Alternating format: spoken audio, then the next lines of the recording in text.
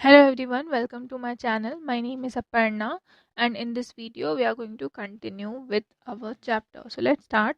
According to the 2011 census, the working population residing within the municipal limits of Raipur city total 3.76 lakh people. They include salaried workers, wage earners and the self-employed.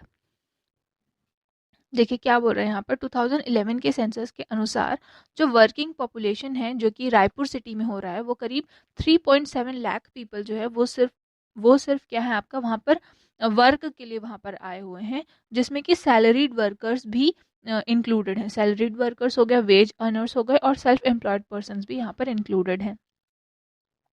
Around 40% of the working people in urban India are self-employed. Another 50% are in salaried jobs and the rest are daily wage earners. The situation in Raipur is unlikely to be different. ठीक है, अब यहाँ पर करीब 40% people जो हैं वो urban India में जो 40% पीपल हैं वो क्या है आपका लोग जो हैं वो सेल्फ एम्प्लॉयड हैं। बाकी के 50% सैलरीड जॉब्स में हैं और बाकी के जो हैं वो आपका यहाँ पर डेली वेज अर्नर्स हैं। सिचुएशन जो रायपुर में है वो काफ़ी अलग है। Let us examine a few examples to understand the condition of this categories of workers. इस कैटेगरी के वर्कर्स के बारे में समझने के लिए हम यहाँ पर कुछ एग्जांपल्स देखेंगे। Self employed labour, vegetable sellers who buy vegetables from the wholesale market and sell them in different localities are an example of self-employed labor. They work and earn on their own and are not employed by others. Their earnings from selling vegetables take care of their daily needs. Their income is not fixed but fluctuates. Such workers are denied benefits like accident insurance, provident fund, etc. देखिए यहाँ पर क्या बोल रहा है कि कोई एक वेजिटेबल सेलर, ठीक है, वेजिटेबल सेलर क्या करता है, वेजिटेबल्स खरीदता है होलसेल मार्केट से और फिर उसके बाद फिर अलग अलग लोकेलिटी पे अलग अलग जगह पे जाकर उसको बेचता है। ये क्या है आपका सेल्फ एम्प्लॉयड लेबर का एक एग्जाम्पल है।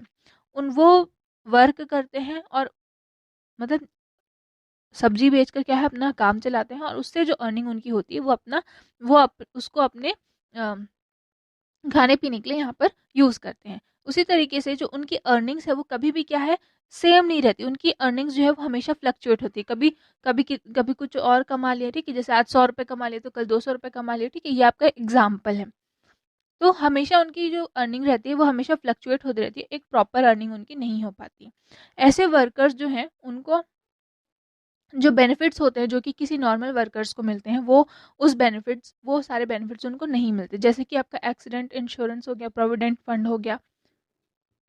जैसे कि अगर कोई जॉब में है, ठीक है, अगर कोई आपका प्राइवेट जॉब में है या फिर अगर कोई आपका गवर्नमेंट जॉब में है तो उनको ये सारी फैसिलिटीज़ मिलती है, ठीक है, इंश्योरेंस मिलना या प्रोविडेंट पीएफ कटना, ये सारे जो हैं वो कुछ बेनिफिट्स हैं जो कि गवर्नमेंट देती हैं।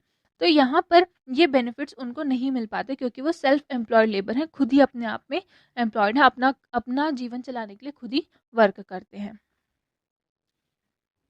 Unskilled laborers. There are many small jobs in the city like manual labor, whitewashing, maintenance, etc. done by unskilled labor. Most of them come from the rural areas. Their work is irregular, so their earnings are also irregular.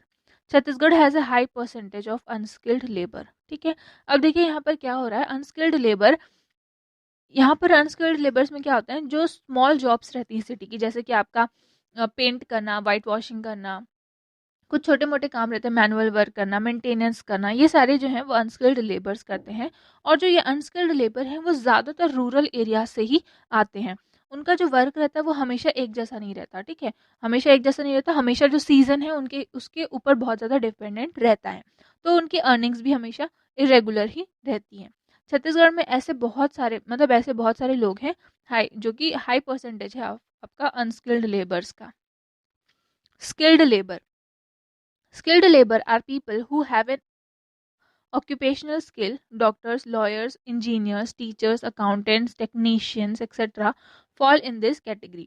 These highly skilled people are employed in the organized sector, so they enjoy the benefits of job security and an assured monthly salary. They also have assistants to help them.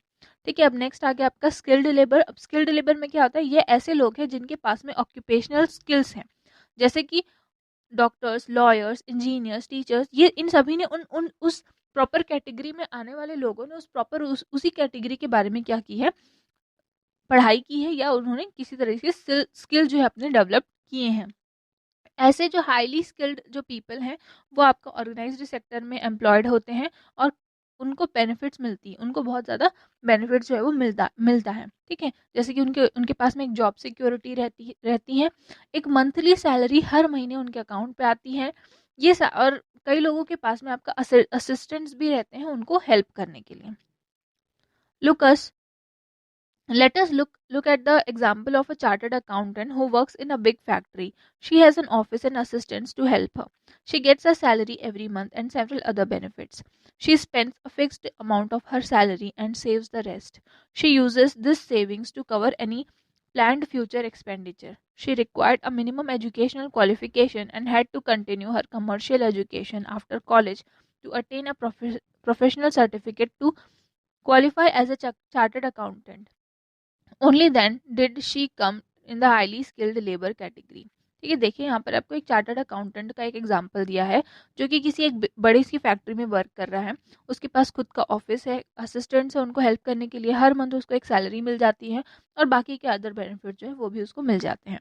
उसका जो fixed amount है, उसकी salary का जो fixed amount है वो spend होता है और बाकी के जो उसकी सैलरी का जो पैसे जो बचते हैं वो उसका क्या हो जाता है, सेविंग्स हो जाती है।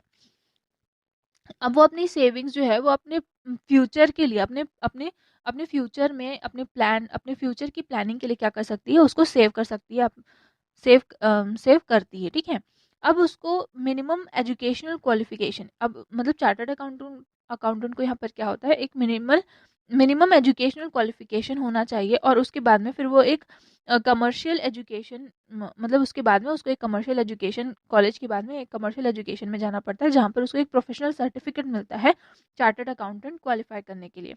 उसके बाद में वो क्या है, एक हाईली स्किल्ड लेबर की कैटेगरी में आ जाते हैं। There are many other kinds of semi-skilled work, such as those of electrician, plumbers, machines, etc. The table below lists the work in an area of Raipur and the prevalent wage rate. ठीक है, यहाँ पर बहुत सारे other kinds के भी work है जैसे जो कि सेमी स्किल्ड वर्कर्स में आते हैं, जैसे कि इलेक्ट्रिशियंस हो गए, प्लम्बर्स हो गए, मेशन्स हो गए, ये सभी हैं वो आपका सेमी स्किल्ड वर्क पे आते हैं। अब यहाँ पर कुछ एक टेबल में आपको रायपुर में जो वर्क है, जो भी वर्किंग जो लोग हैं उनके वेजेस के बारे में यहाँ पर दिया है। जैसे कि अगर फैक्ट्री वर्कर है जो कि रेगुलर है तो उसको इतने वेजेस मिलेंगे, फैक्ट्री वर्कर है जो कि डेली वेज के ऊपर वर्क करता है तो उसको आपका इतना वेज मिलेगा। इसी तरीके से यहाँ पर बाकी के भी वेज जो हैं वो दिए हुए हैं।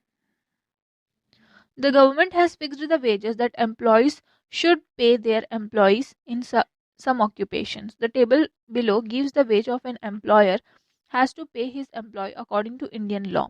The wage rates were declared for 2014-15 and were implemented in Raipur and the entire state of Chhattisgarh. देखिए क्या बोल रहे हैं यहाँ पर, जो फिक्स्ड वेजेस है गवर्नमेंट ने वर्कर्स के लिए एक फिक्स्ड वेजेस दिए थे जो कि जो एम्प्लॉयर्स हैं, जो कि हायर कर रहे हैं, जो लोगों को हायर कर रहे हैं, उनको ये सारी चीज़ें जो है वो माननी पड़ती हैं। ठीक है, इंडियन लॉ के अनुसार जो एम्प्लॉय हैं उनको, जो एम्प्लॉयर है उनको उनके एम्प्लॉय को जो ऊपर में जो आपको टेबल दिया था उतना फिक्स्ड वेज उनको देना ही है। ठीक है, ये कंफर्म है, ये हमारा लॉ है। 2014-15 में ये जो रेट्स थे वो डिक्लेयर किए गए थे और फिर रायपुर में उसके बाद में इम्प्लीमेंट हुए और पूरे छत्तीसगढ़ में भी इम्प्लीमेंट हुए हैं। यहाँ पर फिर से वही आपका वेज रेट है पर डे के हिसाब से, स्किल्ड, अनस्किल्ड, सेमी स्किल्ड के बारे में दिया है। यहाँ पर फार्मिंग, प्रोडक्शन इंडस्ट्री, ट्रांसपोर्ट और प्रिंटिंग, होटल्स, शॉप्स और अदर बिजनेस में दिया हुआ है। नेक्स्ट हम देखेंगे प्लानिंग फॉर प्रोडक्शन, इसको हम नेक्स्ट क्लास पे देखते हैं। Thank you.